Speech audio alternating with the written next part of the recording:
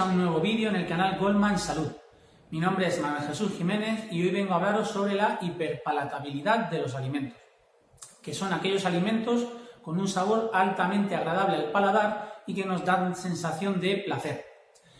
Es básicamente el truco de la industria alimenticia para llevarnos a la adicción por la comida. Todos recordaréis un anuncio de patatas fritas que nos retaba a que no éramos capaces de comer solamente una.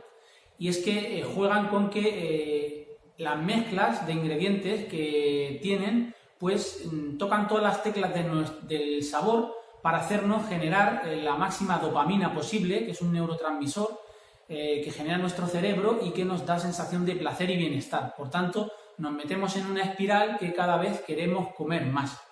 A esto se le suma que muchos de estos alimentos tienen potenciadores de sabor. El más famoso de todos es el glutamato E621, que es la nomenclatura bajo la que muchas veces se esconde y que es conocido como la nicotina de los alimentos, porque nos genera tanto o más dependencia que puede generar la nicotina con el tabaco.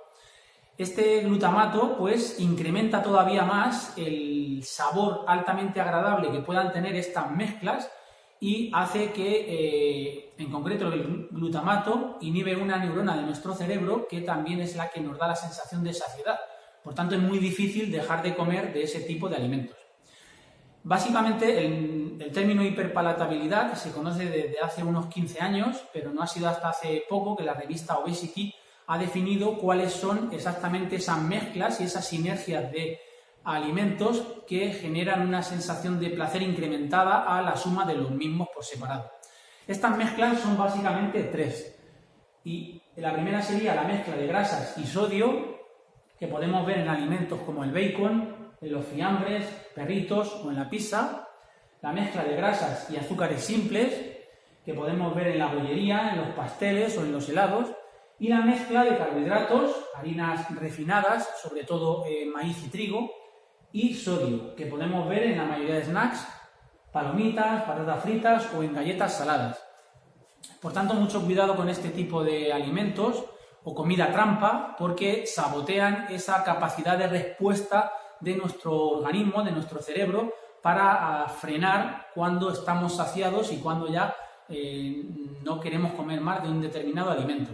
Además, se da la circunstancia de que estos alimentos no son precisamente saludables, puesto que carecen de vitaminas, de fibra, carecen de antioxidantes, de minerales, básicamente solamente tienen sodio, y aparte tienen un índice glucémico bastante alto que provoca un desequilibrio en los niveles de glucosa en sangre, provocando una subida repentina. Entonces, esto se une a que, encima que no tenemos sensación de saciedad, estamos provocando esa subida que al poco tiempo pues nos provocará una bajada del azúcar en sangre y tendremos otra vez ganas y sensación de hambre, por tanto iremos a buscar más alimentos. Así que si queremos mantener a raya la plaga de enfermedades metabólicas y cardiovasculares que asola nuestra sociedad, pues mantengamos a raya estos alimentos, tener la capacidad para descubrirlos. Y bueno, pues si bien es cierto que de forma muy puntual pues podemos consumirlos, pues no son alimentos que de forma habitual deben estar presentes en nuestra dieta. Así que nada, espero que os haya sido de utilidad, que lo compartáis con quien queráis que le pueda interesar y nos vemos en el siguiente vídeo.